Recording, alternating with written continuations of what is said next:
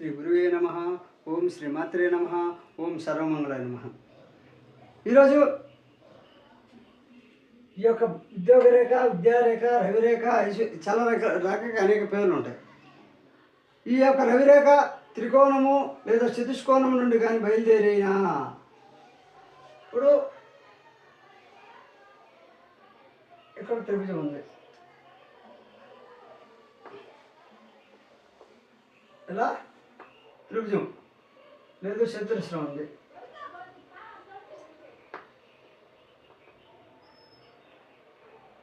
ఈ చతుష్కోణం నుండి కానీ ఈ త్రిభుజం నుండి కానీ రవిరేఖ ఎవరికైతే బయలుదేరుతుందో రాజు యొక్క లేదా పాలకుల యొక్క యజమాని యొక్క మన్ననలు పొందుదురు, గౌరవాలు పొందుదురు, వారి ద్వారా బిరుదులు పొందుదురు, అఖండ ఖ్యాతిని పొందుదురు. అంటే ఒక త్రిభుజం నుండి కానీ ఈ త్రిభుజం ఈ త్రిభుజ కోణం నుండి కానీ ఈ యొక్క చతురస్ర కోణం నుండి కానీ ఈ రెండిట్లో ఏదైనా ఒకటేనండి. ఈ రెండిట్లో ఏదో ఒకటి.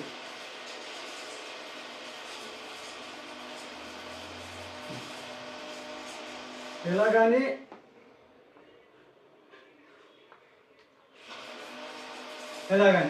ఏ విధంగా ఆ రెండిట్లో ఏదో విధంగా ఒక అంటే త్రికోణం నుండి రవిరేఖ కానీ బయలుదేరితే వారు ప్రభుత్వం యొక్క కానీ ఆ పాలకుల యొక్క కానీ తను పనిచేసే యజమాని యొక్క కానీ ఆ సంస్థ యొక్క కానీ మన్ననలు పొంది, గౌరవం పొంది, వారికి బిరుదులు పొంది, వారి ద్వారా బిరుదులు పొంది అఖండ ఖ్యాతిని పొందుదురు. అదేవిధంగా ధనరేఖ మధ్యలో నక్షత్ర చిహ్నం ఉన్నా ఈ ధనరేఖ చెప్పాను.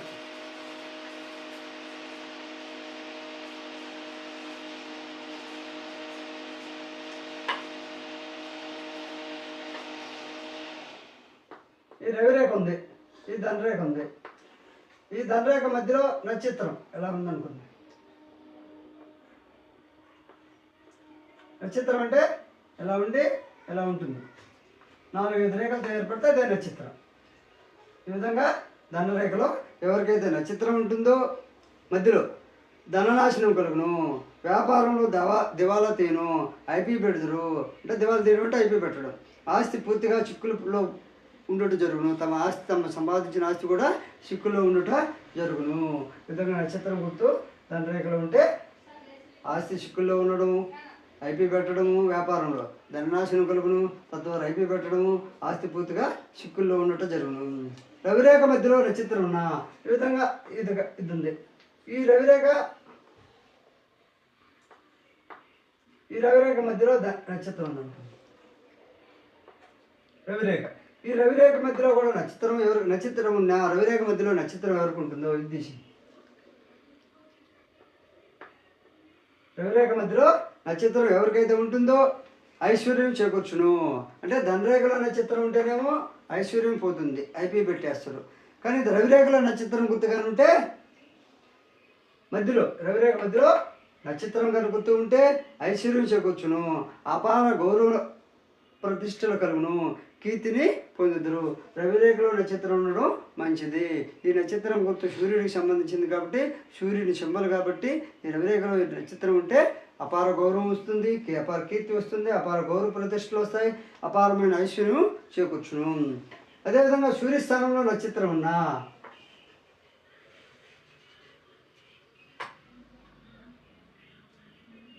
ఈ రవిరేఖలన్నీ లేవు, ఏం లేవు, ఇవన్నీ ఏం లేవు. కానీ ఈ సూర్యస్థానం ఇది.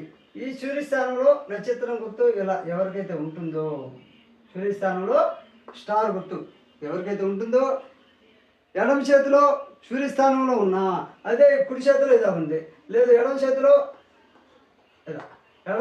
నక్షత్రం ఉంటే ఎడమ చేతిలో కానీ నక్షత్రం గుర్తు ఎవరికి ఉంటుందో, నక్షత్రం ఏమైనా ఉన్నా దాన్ని రేఖ అని కూడా అంటారు. దాన్ని ఎడమ చేతిలో సూర్యస్థానంలో ఉన్న వారి పూర్వీకుల తాతలు, ముత్తాతలు, తల్లిదండ్రులు ప్రఖ్యాత పురుషులుగా కీర్తిని గడించిన వారిని తెలుపవచ్చును. దీన్ని ఈ సూర్యస్థానంలో నక్షత్రం గుర్తు వరకు ఉంటే వారు పూర్వీకులైనటువంటి తాత ముత్తాతలు తల్లిదండ్రులు ప్రఖ్యాత పురుషులని ప్రఖ్యాత పొందిన వారిని వారు కీర్తిని గడించిన వారిని మీ పూర్వీకుల గురించి తెలియజేస్తుంది ఈ నక్షత్రం. అదేవిధంగా కుడి హస్తంలో ఉన్న ఈ నక్షత్రం ఎడమ చేతిలో ఉంటే, అదే కుడి హస్తంలో ఈ చేతిలో కానీ నక్షత్రం గుర్తు ఉంటే జాతకుడే ఆ వ్యక్తే కీర్తివంతుడని, పూర్వీకులు కాదు.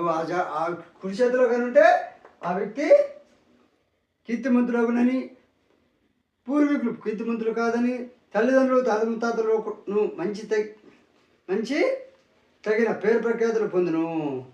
తాత ముత్తాతలను ఇతని ద్వారా, అంటే ఈ కుడి చేతిలో ఉంటే వారి పూర్వీకులు ఇతని ద్వారా పేరు ప్రఖ్యాతులు వచ్చిన, భలే అబ్బాయిని పుట్టించారా, మంచి కొడుకుని కన్నారా, మంచి మనవుని కన్నారా అని. కుడి చేతిలో ఎవరికైతే స్టార్ గుర్తుంటుందో ఆ స్టార్ ఉన్న వ్యక్తి వల్ల వారి పూర్వీకులకి మంచి పేరు వచ్చును, వారి పెద్దవారికి మంచి పేరు వచ్చును అని. అదేవిధంగా కీర్తిని పొందుదురు. అదేవిధంగా దండరేఖలో వడ్ల గింజ ఉన్న, ఇందాక చెప్పారు,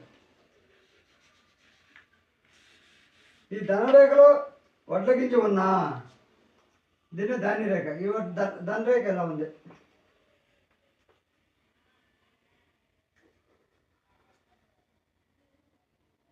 ధనరేఖలో వడ్ల గింజ రేఖ ఇలా ఉంటుందని చెప్పాడు.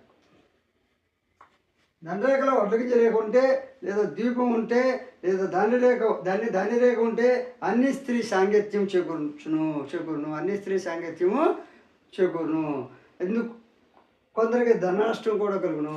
ఈ విధంగా వడ్ల గింజ రేఖ ఎవరికైతే ధనరేఖలో ఉంటుందో అన్ని స్త్రీతో స్నేహం ఏర్పడుతుంది. అదే కొందరికి ధన నష్టం కూడా కలుగును. అదేవిధంగా రవిరేఖలో ధాన్యరేఖ ఉన్నా, అదేవిధంగా ఈ రవిరేఖ ఉంది ఇక్కడ, ఈ రవిరేఖలో వడ్ల గింజ రేఖ ఉన్నా, రవిరేఖలో కానీ వడ్ల గింజ రేఖ ఉంటే అపకీర్తి అనేటువంటిది స్త్రీ మూలకంగా కలిగి ధన నష్టము కూడా కలిగి అపకీర్తి పాలవుదురు. తన గౌరవానికి ప్రతిష్టలకి భంగం కలుగును. అంటే కీర్తి ప్రతిష్టల భంగం కలిగితే వారికి ఈ రవిరేఖలో వడ్ల గింజ రేఖ ఉంటుంది. ఈ ధన నష్టం అన్ని స్త్రీ సంపర్కం సాంగత్యం ఉన్నవారికి ధనరేఖలో వడ్ల గింజ రేఖ ఉంటుంది. అదేవిధంగా ధన నష్టం కూడా కలుగుతుంది. అదేవిధంగా ధనరేఖలో గుంటలు చుక్కలు ఉన్నా మంచిది కాదు. ఆ చుక్కలు గుంత కనబడిన వయసులో సోరభై ఉండును. ఈ ధనరేఖ అనే దాంట్లో గుంటలాగా ఉంటుంది, బాగా నూకుంటల మచ్చలు. ఈ గుంటలు మచ్చలు ఈ ధనరేఖలు ఎవరికైతే ఉంటాయో ఏ వయసులో ఉంటే ఆ వయసులో, ఇది మధ్య వయసు, ఇది కింది వయసు, 35 లోపల, 35 పైన, ఇది 55 పైన, 45, 55 మధ్య, ఈ విధంగా గుంటలు ఎవరికైతే ధనరేఖలు ఉంటాయో లేదా చుక్కలు ఉంటాయో ఆ చుక్కలు ఆ గుంతలు ఎప్పుడు ఎవరికి ఏ వయసులో అయితే కనపడతాయో ఆ వయసులో వారికి సౌరభయం ఉండును. అదేవిధంగా శత్రుమూలకంగా ధన నష్టం కలుగును, విశేష ధన నష్టం కలుగును, దొంగల వల్ల విపత్తులు కూడా కలుగును. జీవితానికి వెలుగునిచ్చే రేఖ కీర్తి రవిరేఖ, సూర్యరేఖ కాబట్టి ఆ రేఖ ఉంటే కొంత ఉపశమనం కలుగును, అంటే పాపభీతి కలుగును. అయ్యో పాపం అని అంటారు, కానీ నష్టాల నుండి ఎవరు బయటపడలేరు. అదేవిధంగా సూర్య భగవానుడికి 33 నామాలు ఉన్నాయని, ఈ రేఖ ఉన్న విశేష సౌఖ్యం పొందుదరని, ఆదర్శ ప్రాయులుగా జీవించుదరని, విశేష అభివృద్ధి కలిగి. ఈ రవిరేఖ అయితే ఎవరికైతే ఉంటుందో ఈ రవిరేఖ 33 పేర్లు ఉంటాయంట. ఈ 33 పేర్ల వల్ల పేర్లున్న ఈ రవిరేఖ ఎవరికైతే ఉంటుందో అంటే 30 దేవతలు యొక్క అనుగ్రహం వల్ల కూడా విశేష సౌఖ్యం పొంది ఆదర్శప్రాయులుగా విశేష అభివృద్ధి పొందే అవకాశం ఉంటుంది.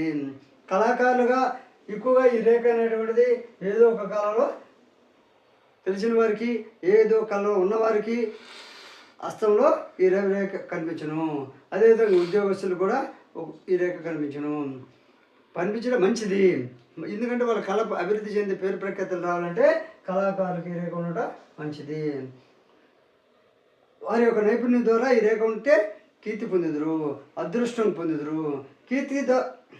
అదేవిధంగా కీర్తి పొంది కళాకారులకు ఎక్కువగా చంద్రస్థానం వచ్చి రవిరేఖ కలిగి ఉంది. అయితే ఎక్కువగా ఈ కళాకారులు ఎక్కువ కూడా ఈ రవిరేఖ అనేటువంటిది ఈ చంద్రస్థానం నుంచి వస్తుంది.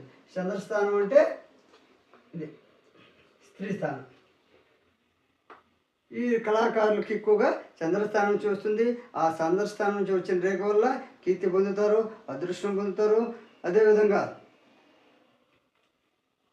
మంచి నైపుణ్యం కూడా ఉంటుంది వాళ్ళ కళలో.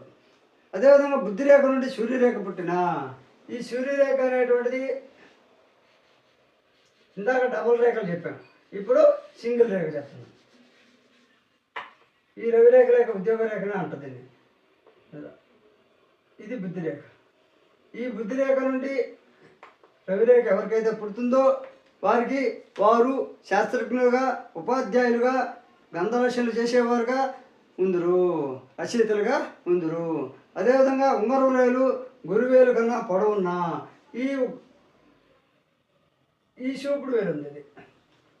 ఈ వేలు కన్నా ఈ చూపుడు వేలు కన్నా ఈ ఉంగరపు వేలు అనేటువంటిది ఎక్కువ పొడవు ఉంది అనుకో. ఇలా తీసి